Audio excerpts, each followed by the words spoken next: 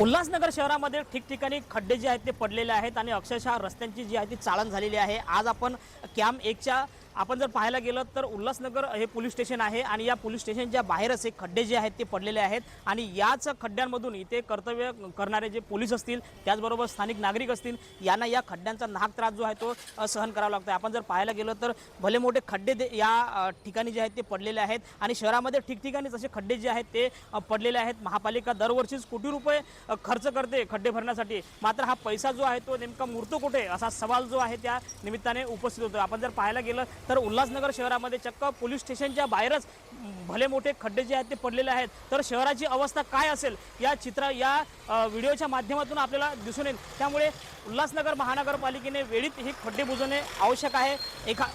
त्याच पद्धतीने उल्हासनगर महानगरपालिका या खड्ड्यांमुळे एका मोठ्या अपघाताची वाट पाहते का असा सवाल जो आहे त्या निमित्ताने उपस्थित होतोय। किरण तेलगोटे, लोकशाही मराठी, उल्हासनगर।